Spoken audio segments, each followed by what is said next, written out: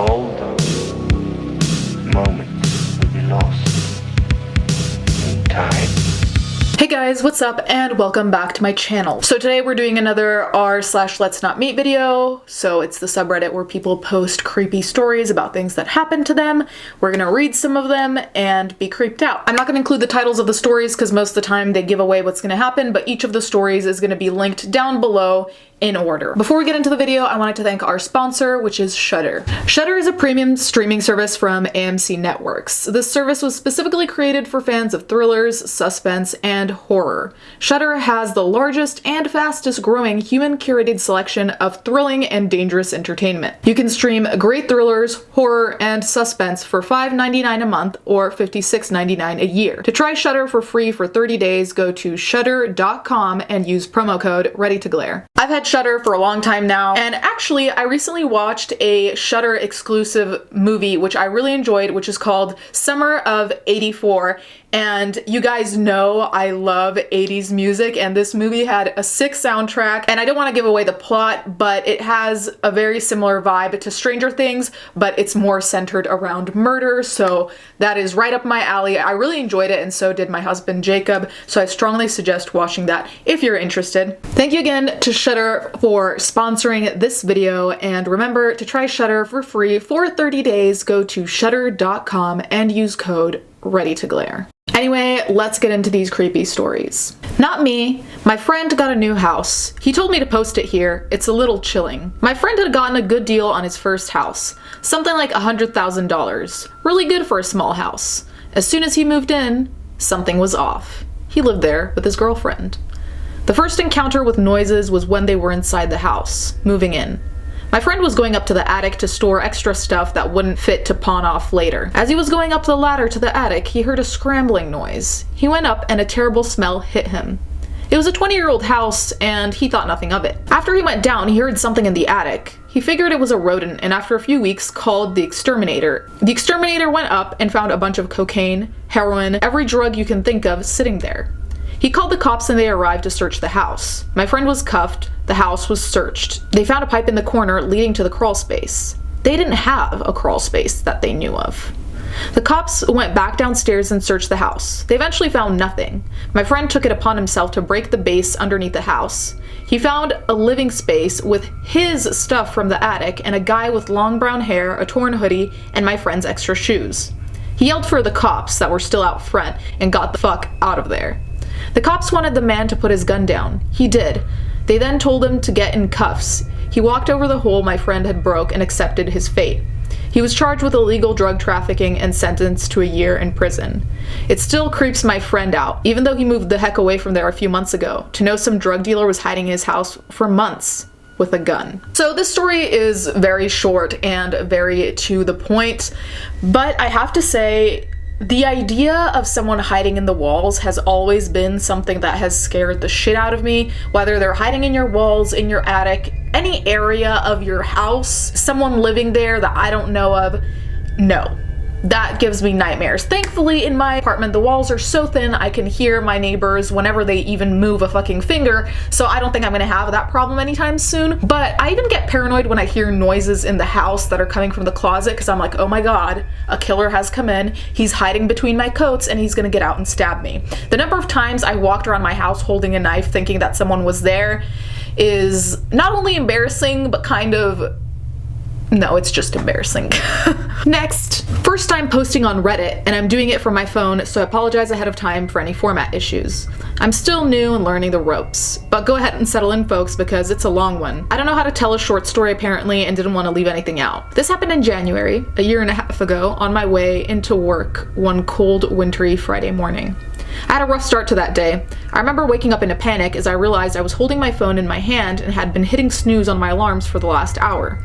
I wasn't even giving them a chance to sound. Apparently, as soon as my phone started to vibrate, which it does a second or so before the music begins to play, I would hit the side button to silence it. I was exhausted. I'd already worked Monday through Thursday, 10-hour days that typically turned into 12s at that time of the year, and I had just found out that I was pregnant a week prior. so I was even more tired than usual, and this type of behavior was very unlike me. I'm always on time to work. I don't usually work on Fridays, but once a year we have our annual mandatory training for all staff members. It's definitely not a day that can be missed or one to be extremely late to. So I quickly throw on some clothes, tie my hair up into a ponytail and brush my teeth, then out the door I went. I had 25 minutes until I had to be there, so I didn't even let my car warm up. As I pull out of my driveway, I remember thinking to myself that my dad would kill me if he knew. He's a mechanic, and that was something he always preached the importance of. I finally got out of the neighborhood, hit the highway, and noticed my gas light is on. Another annoyance that would cut into my time, but I decided that I would stop once I got off on the exit, as I had a few minutes to spare. So I did. I pull my car up to the pump and turn it off, hop into the freezing cold to get the gas started, and quickly jump back in. There's a guy about my father's age pumping gas into his white truck right in front of me, but I don't really pay him much mind. Those trucks were everywhere near my workplace at that time, as it's near the river where all the bridge construction had been going on. I'm texting my friend from work and letting her know where I am when I get the feeling someone is looking at me. I look up and make eye contact with the work truck guy. He quickly looks away just as I hear the gas click off. I get back out to finish and don't think anything else, and then hop back in ready to go to work. At this point, I probably had 5 minutes left, which would have been plenty considering the proximity. I press the start button. Click, click, click. Shit, I thought as I did again, only to hear that same sound. What do you know? My car won't start. Battery's dead, and for the second time that morning, I thought of my dad and his advice. If I would just have let it warm up, I wouldn't be having this problem right now. I try for a third time, hoping it's the charm, but it's no use. The guy in the work truck notices at this point. He starts to make his way towards me, so I step out of my car. He asks me if I'm having car trouble, and I tell him I think my battery's dead. He tells me that he can help me, but that he doesn't have jumper cables in this particular truck. He does, however, only work right down the road. He's on one of the bridge crews, just as I assumed, and has a set there. He says he'll run and get them and come right back. I tell him that he doesn't have to do that, but he says he doesn't mind at all. I think about it for a second. My husband's at home already asleep at this point. He works third shift and I don't want to wake him up if there's no need, and my dad's already at his job. I remember thinking that he probably has a kid my age somewhere, one who he would hope someone would help in this type of situation one day. That he's probably just a father trying to help, and so I say okay, and thanked him for his help. He said no problem, that he'd be back in a couple minutes, and left to get the jumper cables. I usually have a set in my car, but had loaned them to my brother the week before, and he hadn't returned them yet. As I'm waiting, I call my boss to let her know what was going on, and that I would be in as soon as possible. She offers to send someone out there to help, but I tell her about the work truck guy, and that I'll call her back if this doesn't work. By the time I hang up, he's back with the cables and we get my car started back up again. We let it run for a few minutes and make small talk that's of little importance, like strangers do when they're trying to fill the silence. It's during this time that he asks me if I'm a nurse. Immediately I'm alarmed because I'm not wearing any scrubs. I think he can see the shock on my face because he quickly said he noticed my license plate when he was pulling back in. I laugh in relief and slight embarrassment as I remember my license plate is in fact one of the state-issued nursing ones, and reply that yes, I am a nurse and that I'm actually running late for work. He asks if I work at the hospital up the road, to which I reply that no, I do not. Now he's the one that looks confused because where else would a nurse work, right? I don't want to give too much away. I'm still a woman and I watch the news and I feel a little uncomfortable with the questions, but I don't want to be rude. So I say, oh, I work at a facility not far from here, and leave it at that. I mention again how I'm running late and he unhooks the jumper cables. I thank him again and we both get in our vehicles and drive away. I let him pull out first and then proceed to take a roundabout way to work just in case he was watching. I felt kind of silly, but you never know, right? I finally get to work and jump straight into training. I honestly didn't think about what happened that morning again, except here and there when my coworkers asked a few questions about it in the break room during lunch. The long day finally comes to an end and we all head out. As I'm walking towards my car, I see a piece of paper shoved down the driver's side window. I stand there and look at it for a second, thinking of the guy from that morning, and then glance around the parking lot. I don't see anything unusual and remind myself that he didn't know where I worked. I laugh for being so paranoid because it's probably a note from my best friend, who actually works at the hospital a few blocks over. We leave each other notes occasionally if we see each other's cars as we drive by. I started it back when she was going through a rough time the year before, and it just kind of became our thing. I'm sure as you can guess, the note wasn't from her. It was from the work truck guy that morning. I don't remember it all word for word, but most of it I know I'll never forget. It made my skin crawl and thoroughly freaked me the hell out. It listed his phone number at the top with an arrow pointing to it that said, "Call soon, love." It said that he felt we had a connection, one of two souls, and that he wanted to continue getting to know me. That he knew the reason why he was at that gas pump in front of me that morning was so he could find me, because the Lord knows he has been searching for me for so many years now. That he couldn't just let me slip away. We couldn't just ignore fate like that. No. Not when it had been made as clear as it was that morning. I dropped the piece of paper like it was on fire, felt my heart drop with all the panic and paranoia that came after reading it. I was so freaked out that I immediately called my mom, my dad, and my husband. I didn't want to drive home. What if he followed me? Did he not see my wedding ring? How did he even find out where I worked? He literally had to have driven around about 20 other medical facility parking lots just to find my car because I watched him drive off in the other direction and never saw him turn around in my rear view.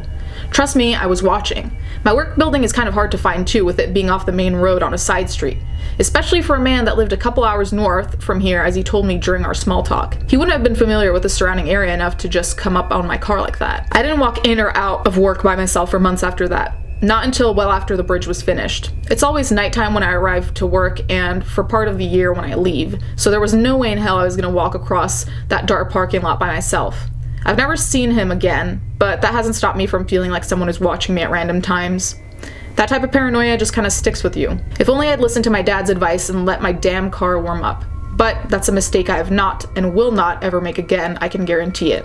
So to the creepy guy my father's age who thought it was appropriate to hunt down my car after helping me, let's never meet again. That's gonna be a no from me. That is so creepy. And I feel like that's what makes me paranoid, when people are being nice and just being generally decent, good Samaritans. That's when I'm like, okay, what is this person gonna do to me? Like, what do they get out of helping me? And it's partially because I read stories like this, but it's also because I'm incredibly cynical and I think people always want to get something out of me, whether it's murdering me or something else. And it's just crazy how easily someone can gather where you work or, you know, something about your routine that's telling enough for them to be able to find you. Like, I think that's what scares me the most, that he eventually found her and found her car, even though she could have been working anywhere. Even though, like, they were close to a hospital, so maybe he was suspicious that she was lying. It's still very scary, and ugh. If anything like that happened to me, I think I would just, like, vomit continuously for months out of fear. I can't believe I'd forgotten about this, but here's another. I was 15 years old, and back in those days, you'd usually catch my friends and I at the big AMC movie theater. It's a huge theater, kind of reminds me of an airport almost, and it was a popular hangout for kids that age on weekends. I remember going to the movies one night with my friends, and a group of guys approached us. We started chatting and flirting, as you do at that age. They said they went to one of the local high schools. One of the guys I was talking to eventually asked for my phone number, and I gave it to him. I was naive and thought this was harmless. These were days before cell phones were ubiquitous, so I gave him my home phone number. He called me maybe a day or two after that, and we talked for a bit. We had a few more phone conversations here and there before he asked me out on a date. As we made plans to meet, he told me he needed to tell me something. He admitted that he actually wasn't 16 or whatever age he said he was, and told me he wasn't in high school. He was 22. I fell silent trying to think of my response, but there was more. Not only was he 22, he had been in prison and was recently released. Why? Accessory to murder for being in the car when his friend shot someone while driving by. I still remember the feeling of being frozen in fear. I calmly said that I didn't want to talk to him anymore and please never call me again, and hung up. After I hung up, the phone immediately started ringing. I picked it up, but before I could even say hello, this man had called back and was already screaming at the top of his lungs into the phone. I can't remember exactly what he was saying, but it was along the lines of, "Don't you ever fucking hang up on me," calling me every name in the book. So I hung up again, this time leaving the phone off the receiver. I remember being so scared to tell my parents because I didn't want them to be disappointed in me. They were always so proud of me for making good decisions. It was my fault after all, giving some guy I just met my phone number, so I didn't say anything at first. The calls kept coming, but to keep my parents in the dark, I usually made sure I was the one answering the phone when it rang. He told me he put my home phone number into a reverse phone directory and found my address. He would call and say things like, "I like your sister's new green car," to make sure I knew he was watching the house. Around this time, I developed a fear of being home alone. I couldn't be alone even for a minute, so if my parents and sister were ever gone, I'd call a neighbor friend to spend time with me. One night, my parents were in bed, but my sister and I were up late watching TV. We saw a car pull into our driveway and sit there with the lights on. I couldn't see who was in it, but I knew. After that, everything stopped. I remember thinking how crazy it was that he had done all of that then just disappeared. A year, maybe 2 years later, I was sitting at home watching the finale of American Idol. It's funny the little random details you remember when something significant happens. And the phone rang. The caller ID said it was coming from a correctional facility. Confused, I answered it. It was a collect call from you-know-who. I couldn't believe it. I obviously didn't accept the call and hung up. Never heard from him again. I told my parents about this years later, and they said, "No wonder you were so scared of being alone." I should have told them at the time because it could have escalated even further. This story mirrors a similar experience I had a year ago, one that I had posted here. I really do wonder if there is something about me that attracts these people. One lapse in judgment can lead to situations like these. To all the creepy men I've encountered in my life, let's not meet again. Edit. I forgot to mention this part. It's still so upsetting to think about.